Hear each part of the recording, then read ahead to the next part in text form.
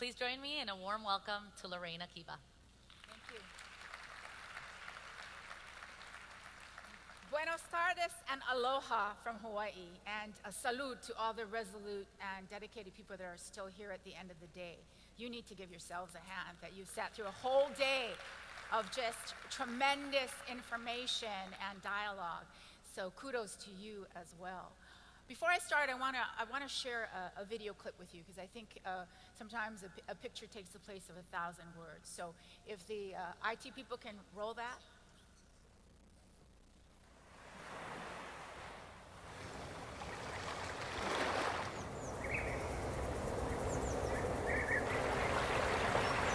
The great thing about this country is that we've always been a leader on the world stage. And right now, we've been a tremendous leader on renewable energy, but other countries are picking up that torch and running. The sooner that we made that commitment to 100% renewable, I think the more aligned we would be as a community in really striving for those decisions that are in the best interest of everybody.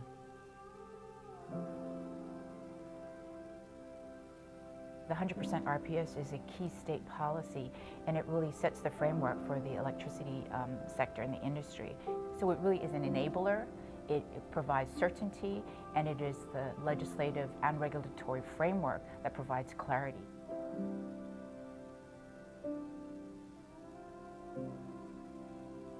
We here in Hawaii feel the effects of climate change. We've lost 17 miles of beaches, accelerated by sea level rise. We're seeing our fresh water supply dry up. We're seeing more frequent hurricanes. And all of this, I think, gives us both a moral and ethical obligation to do what we can here in our backyard to move toward cleaner renewables. As a business leader, I'm looking at the dollars and cents, and I may say, you know, going 100% renewable today, it might cost us something, but I see that as an investment. I see that as an investment for the future. In fact, our buyers are asking, do you have PV on our rooftops? It's part of their buying decision.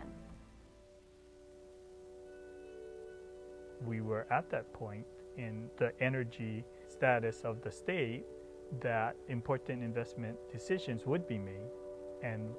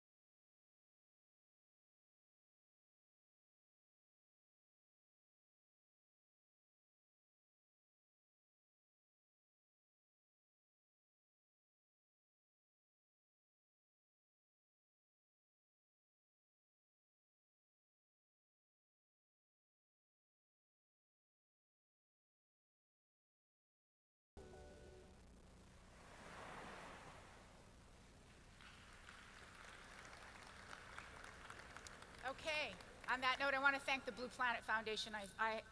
Disclosure, I'm also a board member on the Blue Planet Foundation board, but Blue Planet has been dedicated to the 100% renewable energy mission and to taking that message not only to other states in the country, but also around the world. And that is what the topic is today. about islands sharing our knowledge, or in Hawaii we call it our mana'o. We share that with others from our lessons learned and our best practices. And like Puerto Rico, which had an indigenous culture, Hawaii comes from the roots of Polynesian wayfinders. These are people from ancient times that traveled, circumnavigated the globe in double-hulled canoes. I don't know if anybody heard of the Hokulea. A couple years ago, they finished a journey around the world, showing the world that, in fact, Polynesian wayfinders and navigators who crossed oceans and went around the world did so by virtue of the stars. And that was their compass, looking at the stars, and everybody in the canoe rowing together. So what the video also showed is very important, although we have great passion and dialogue and sometimes disagreement. We all want to get there. We all want to get to 100% renewable. We must row in that canoe together. And I'm going to use one of Miguel's Earth from Space slides here. This is our island chain. 6 major islands, 6 separate grids. Three of the major islands, or well, I guess 5 of the major islands, are serviced by the Hawaiian Electric Company, and then the one island by KIUC. And you heard from David Bissell this morning. But we are obviously isolated. We are at ground zero for impacts from climate change. As Representative Lee in the video said, we're feeling real time, as is Puerto Rico, as are your Caribbean neighbors, as are our Pacific neighbors in the South Pacific are facing the impacts of climate change. It is real. The science demonstrates that it's real. But the impacts are on people, our people in island communities. Kiribati is a coral atoll nation that sits near Hawaii. We are seeing climate refugees from Kiribati as their coral atoll island nation goes underwater. So it's very significant that we as islands work together and demonstrate to the rest of the world what sustainability means and how we can do that. And as I said, we feel the impacts. CO2 levels rising. Whereas the National Climate Assessment says that if climate change is not seriously addressed, there will be projected negative economic and social costs of 45 billion annually in the future from the impacts of climate change. The UN climate report said that we must, in order to avoid catastrophic consequences, we must reduce greenhouse gas emissions 45% by 2030. Is that achievable? It's up to us in this room to make sure that that happens. As we all have gone through collectively here in this room, we know firsthand as island people the impacts. Sea level, temperatures rise, there are more hurricanes and cyclones. Last year, we experienced a hurricane season like Puerto Rico did in 2017. There were 6 major hurricanes, of which 2 were Category 5s. Hurricane Lane came very close to the island chain, and we would have been in a similar situation had it passed over Oahu. So resilience is top of mind. And when we talk about resilience, what is that? Is that merely adaptation? Do we just accept the fact that these severe weather events are happening? No, it's also mitigation. What can we do? But you're seeing it every day. I put this slide up because this had nothing to do with a hurricane. Extreme weather is the new normal. This is something we must deal with. Whatever industry sector you come from, whatever area, whether you're education or government, or whatever community role you play. This is Hanalei Kauai. There was a rain bomb, and we call these storms now rain bombs. On this day, the rainfall exceeded the historical record for the entire United States in history. More than 50 inches fell in a 24-hour period. But that is the new normal as rain bombs hit our other islands like Oahu and Maui.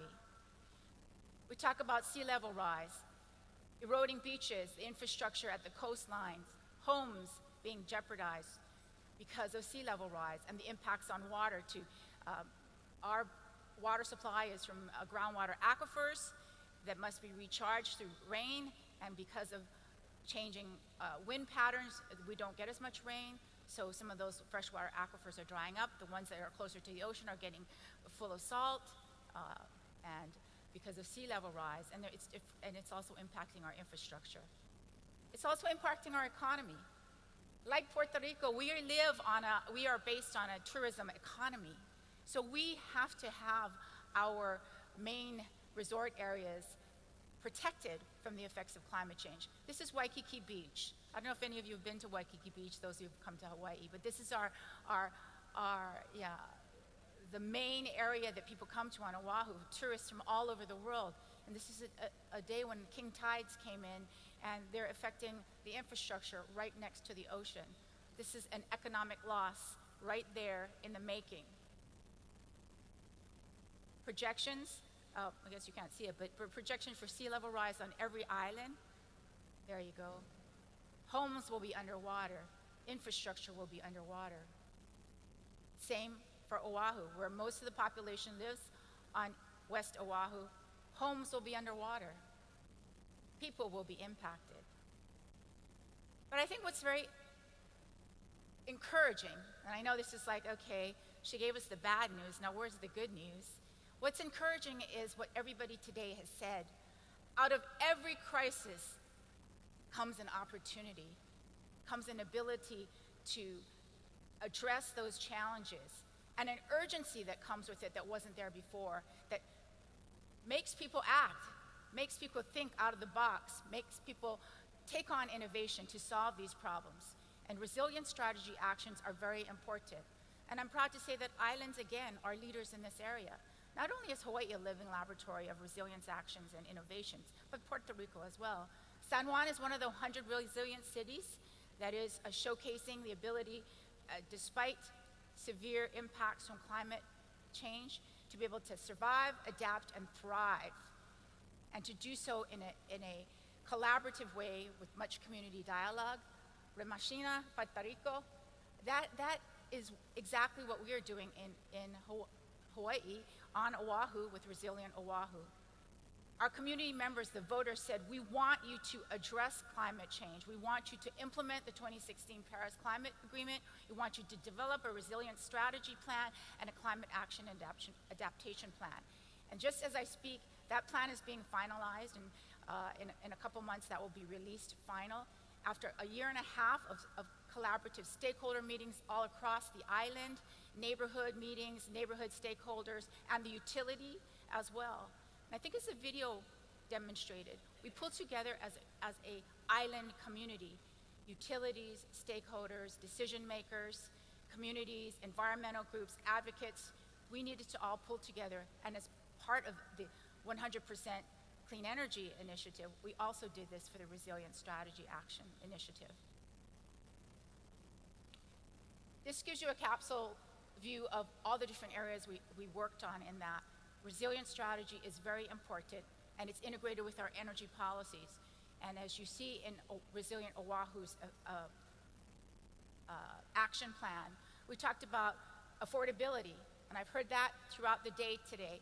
Hawaii, just like Puerto Rico, an island area, limited resources, limited job opportunities, severe impacts on the economy when things happen like natural disasters, high cost of living, high housing, high energy costs, until we started this journey on renewable energy, when we were dependent totally on oil, imported oil and diesel, and that cost was passed on to customers, and there was no skin in the game for the utility to be economic about how they dispatched that energy or how they did their fuel mix.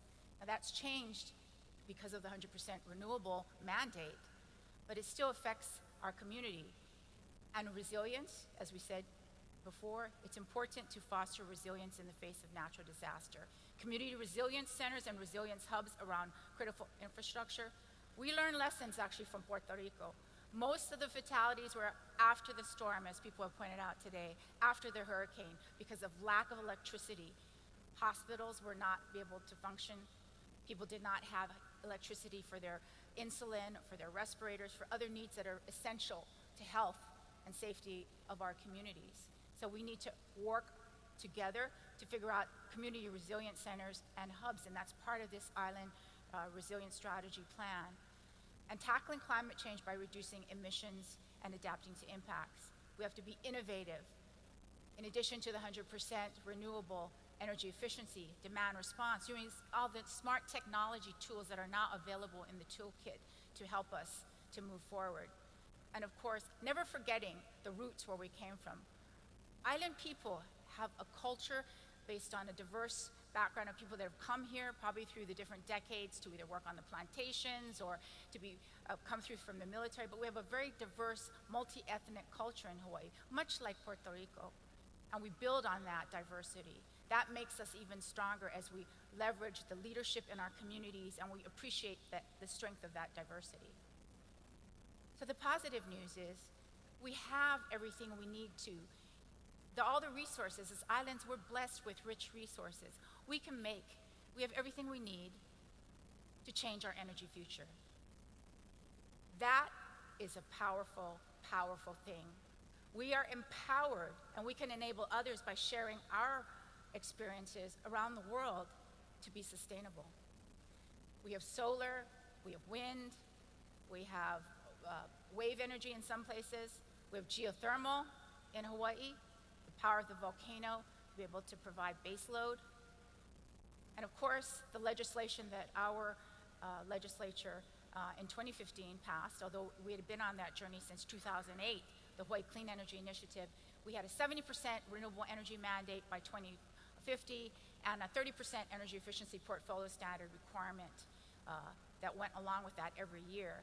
And in 2015, of course, the legislature passed the legislation to make it 100% renewable by 2045. But legislation is not enough, and as the people said today, that's only the beginning. It really is important, and that's why I'm here as a former regulator. I'm very proud of the fact that as the Hawaii Public Utilities Commission during this time of transition, the commissioners and the commission provided leadership from the regulatory perspective. We put in a robust and effective regulatory framework. And in fact, that is key. It is key to implementing the vision that you set forth in Senate Bill 1121. When that passes, it will be the tough work of the regulators along with community stakeholders in actually implementing that, putting rules into place so that tariffs can be established, so that we can get more renewable energy onto the grid, so that you can have a good balance of resources to help transform the energy system in Puerto Rico like we did in Hawaii. And I have to say, if you can look to one document that the Hawaii PUC initiated, we issued in 2014, even before the 100% renewable, we issued a very seminal white paper. It put together a strategic roadmap for our utilities to follow. And we provided regulatory certainty, as I said in the video, because that's important for financing, that's important for business to know, that's important for others in investing in our resources to know that there is regulatory certainty in terms of rules, in terms of leveling the playing field, in terms of accountability for the utility to meet the requirements that we've set in the legislation. And in that set of orders and in that white paper, we clearly defined what distributed energy resources mean. It's not just the renewables, it's not just the wind, it's not just the solar, it's other things like energy efficiency and demand response, because we can't get to 100% renewable without that, without controlling the load, without making sure we optimize the running of the electrical system. And we also at that time, before it was a market, we also said energy storage, because in 2014, the California Public Utilities Commission, as a result of the California legislature, had a mandate for 900 gigawatts of energy storage to be deployed through their state, and they're a huge state. So when that happened, it drove the market. But we were the living laboratory as islands. We are where we can actually demonstrate these things on a much smaller grid. We're the opportunity that innovation needs to be able to implement some of these new ideas and technology. And of course, the slide recaps what I just told you. But another significant thing also came from the legislative framework. In 2018, we passed a bill, the legislature passed a bill that became Act 15, requiring 100% decarbonization in Hawaii, to be carbon neutral by 2045, and that was to address other sectors such as transportation, which is important in our state, and which is actually a big emitter of greenhouse gas emissions. So does it work? It does. When you have both the legislative vision and framework and the regulatory framework. These are the Hawaii renewable energy trends. There's a little dip in the Big Island because of the last volcanic eruption that they lost a major geothermal plant in Puna. But it shows that this is not just a pipe dream. This is actually happening because it makes sense economically. And this is the reality for all the engineers in the room that want to know how the grids work. These are not interconnected islands, so each grid is its own energy ecosystem. It has to balance, it has to deal with all the resources, and look at how much renewables are on the system. In Kauai, as David told you, 103% of system peak is renewables. You know, it's an amazing story to see all of this. Oahu, 21%, Maui, 34%, Hawaii, 57%, the Big Island of Hawaii. And so renewable energy, the average is every day is at that amount, but as David Bissell also pointed out, Kauai has the capacity to go 100% renewable, and at some points in time does go 100% renewable, depending on the operating units online at the time. And here's a story that I think is important. We have a diverse portfolio of energy resources. Some utility scale solar and storage, some utility scale wind, some of the traditional plants as we make these transitions. But 1 in 3 homes in Hawaii have rooftop solar. Distributed energy resources have a key role to play. But this didn't happen by accident because the market needs to develop. And the fact that we have 80,000 households in Hawaii that have rooftop PV is phenomenal. But we had to, as the regulators, set the right message, send the right market signals. So regulators must be effective in doing that and implementing that. And your commissioners here, the Puerto Rico Energy Bureau, need your support in order to do that. I've listed up there on the screen all the key dockets, and these, have been in place in 2014, 2015, grid modernization. We have to look at the infrastructure so that the grid can use the new technology tools, the smart inverters and the new solar panels, the power control systems that are now in battery storage systems, so the real-time visualization into distribution circuits. We have to encourage and incentivize customers to be prosumers to help support the grid, and so the demand and response tariffs help to set that market with time of use rates that incent customers to stay attached to the grid to provide not only energy to the grid, but also capacity, ancillary services to help balance out the grid during the day when there's intermittent renewables. And we've been evolving our tariffs. We started with NEM, the net energy metering, and we evolved because of the amount of penetration of rooftop solar to smart export and customer grid supply plus storage to incent customers to stay on the grid, to continue to provide ancillary service to the grid, but also pay their fair share of grid services that they take. And because not everybody can have individual rooftop solar, even with leasing programs and robust financing, we also enacted the community-based renewable tariff at direction of the legislature so that communities could have access to renewables without necessarily having an individual rooftop PV unit on their home, because many folks in Hawaii don't live in a single-family dwelling. We have multifamily unit dwellers, renters, and low-income families that could never afford to put that on. I think people have this idea that for some reason, Hawaii is different, but like Puerto Rico, nearly half of Hawaii's households are unable to make ends meet. We have a high cost of living, and many people live, at the poverty level or just above it, which is not enough to make ends meet in Hawaii. And when I first came on board on the commission, that was a big controversy. It's funny, it's like deja vu. When I hear the criticisms of PREPA, I think back. Some of those same criticisms were made of Hawaiian Electric back when I first started as a commissioner, and they've changed. They've changed because of the legislation, they've changed because of the regulatory oversight, and they've changed because their customers have demanded that change. So change is possible. It will happen.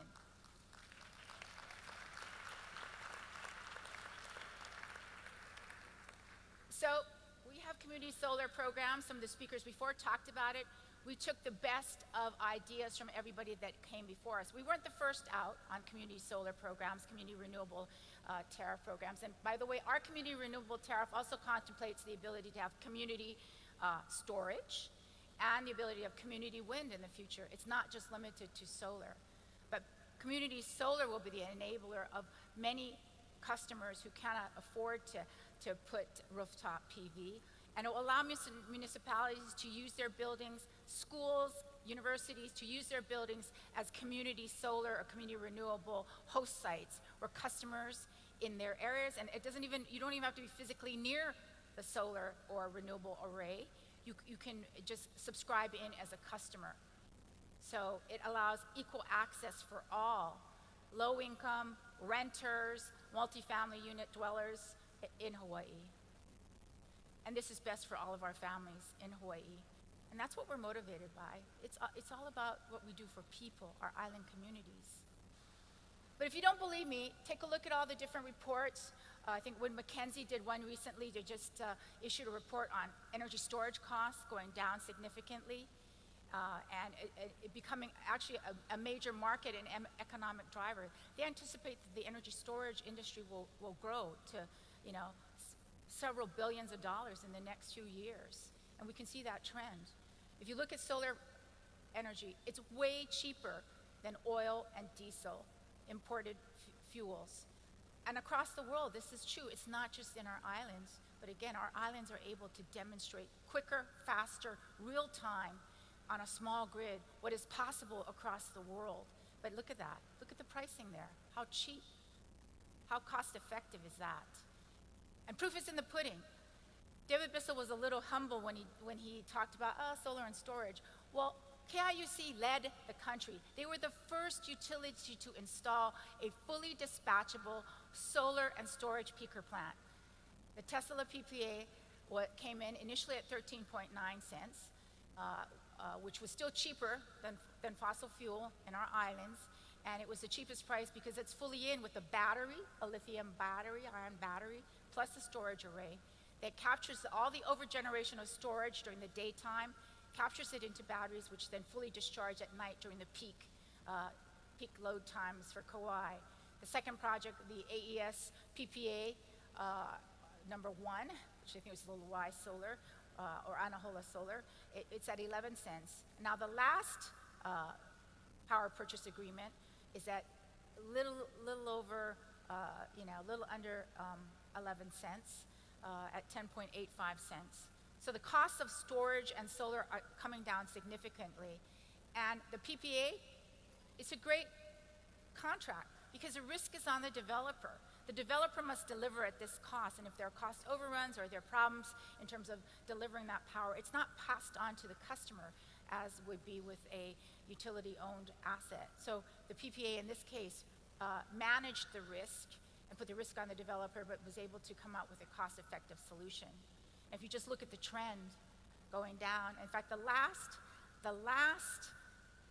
project on there is not a KIUC project, it's a HECO project, the Maui AES Solar and Storage Project, where it's coming in under 8 cents, fully in for storage and with solar. And that's where LNG would have been. But we can't just look at this as a one-off with just the renewables. It's all part of an integrated energy network. And there are other moving pieces that, as regulators, we needed to take a look at. And likewise, your Energy Bureau is also looking at these things. We have to get the utility away from sales of kilowatt hours.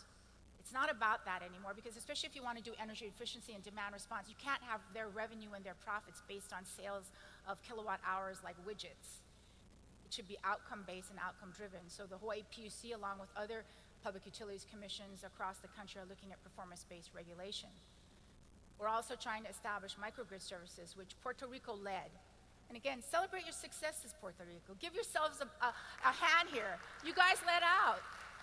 Let's celebrate the successes. You led all of us into the microgrid regulations. With your regulations in June, we looked at some of what you've done. We're tailoring our own regulations because microgrids do work. And I do want to put a plug out, though. In that 2014 white paper that I mentioned, Inclinations on the Future of Hawaii's Utilities, We encouraged microgrids. We called them something else. We called them integrated energy districts because that is what they do. They're separate energy districts, whether it's a community or a grouping of homes. They stay connected during normal times, and when they need to disconnect, they disconnect. So they're integrated energy districts, but when they need to island off, they island off. So islands within an island grid, but it's important to have that flexibility. So the commission, in that sense, led with the policy. The legislature followed with a statute requiring a microgrid services tariff to be underway, and then we looked at lessons from other island neighbors like yours, selves, to look at what tariffs had come before. Electrification of transportation is also an important area because transportation is a key sector in the integrated energy network. So there's a current docket reviewing that now, and we're also still reviewing the integrated grid plan, which is a new way of planning. Everybody here has talked about planning today, the IRP process and how that works, and transparency and need for collaboration and sharing of data. Well, we spoke to that early on in a couple orders in 2014, not just on the grid planning, but on everything else. So the utility needed to reach out to stakeholders, needed to be transparent, needed to involve stakeholders in the input. And their integrated grid plan report was filed in July of 2018 and is currently under review by the commission. But that process was very different. In their grid modernization effort, they have formed now integrated planning technical working groups that meet regularly. So the process is transparent, the input is regular, and it works. Because as we said, as Polynesian wayfinders knew, we must row in that canoe together when we chart rough seas and uncharted waters. If we don't row together, that canoe is going to capsize. And we learned that lesson from our Polynesian navigator ancestors. So the grid is different. The grid involves customers now. We have the complex orchestra of the grid with consumers, customers, large customers, small residential customers, helping to support the grid. So with tools now, like on your phone, you can do demand side management. You can shift loads from the peak time. You can do things via timers and smart grid appliances. We can also help energy efficiency through that. There's about a 20% net energy efficiency effect from smart homes, smart devices. And these are not just things for rich people that have the gidgy gadgets that they're able to buy off Amazon. This is for everyone. These are things that can be done with a cell phone, a mobile phone. Appliances are being smarter. In fact, we talked about energy storage. Energy storage doesn't have to be a huge lithium-ion battery. It can be as simple as a grid interactive water heater. And many of the homes in Hawaii are being deployed with these types of interactive water heaters that can basically help the utility control demand and load on the system.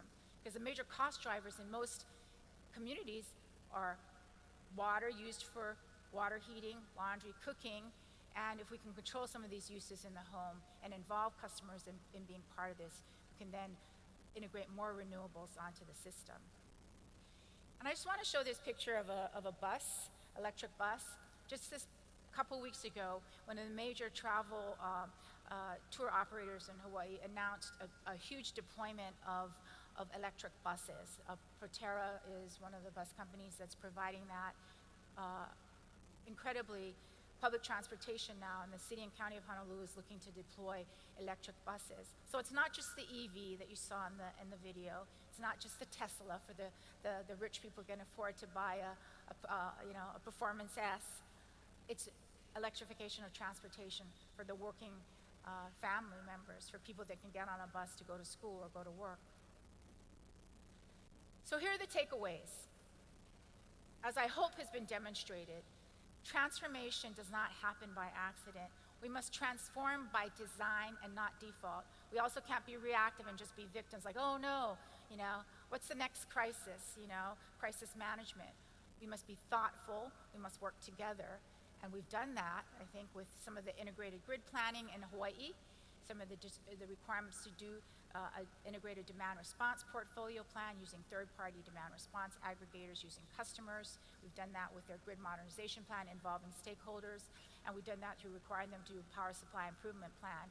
Their IRP, let me say, the IRP in Hawaii that Hawaiian Electric submitted when I first became a commissioner, got rejected 4 times. We rejected it 4 times because it just didn't meet muster. It didn't satisfy what we needed to have satisfied. And the public supported the commission. And finally, the utility rolled up its sleeves and submitted a power supply improvement plan that met the criteria that we had set forth, that the legislature had also set forth. And we have to take a whole systems approach. It's not just the electric system, it's not just the electric sector, it's the entire energy network.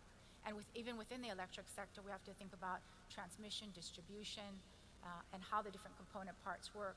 It's really the integrated energy network, because in the age of the Internet of Things, everything is dependent on electricity. Everything uses electricity. So the grid is crucial, and the grid needs to be valued for that.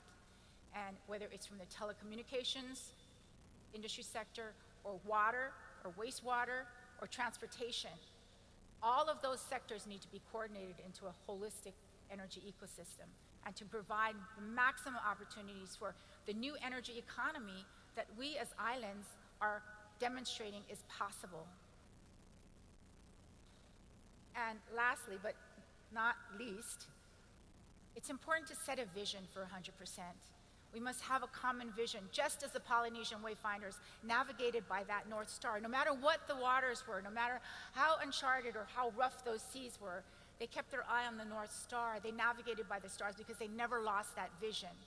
And likewise, we can't lose the vision for 100%. We have to keep that in mind.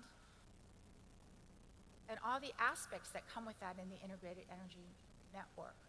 The climate impacts, wanting to do 100% renewable ground transportation, 100% renewable electricity, a carbon neutral target, and by that, we hopefully will reach 100% clean energy by 2045. Others have been paying attention.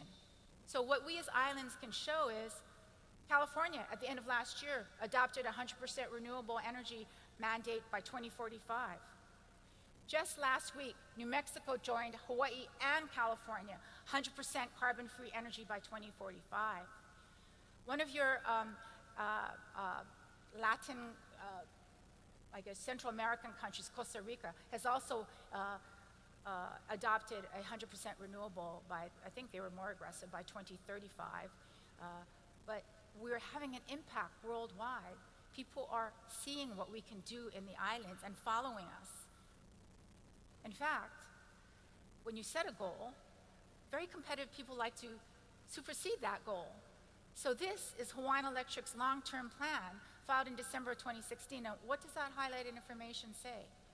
Gee, lo and behold, we can reach at least 100% by 2040, ahead of the 2045 schedule. The utility itself has put this forward as an agent of change. So now, this is the new vision. We're going to have 100% renewable energy, energy security, so 100% secure, 100% local as we use our resources on islands, and 100% sustainable, just as Native Hawaiians and Polynesian voyagers practiced sustainability in ancient times. So now our goal is 100 by 2040. And why do we do this? And here's the one thing I can say in Spanish to you today, because I hope it cuts across any language barrier. ¿Por qué?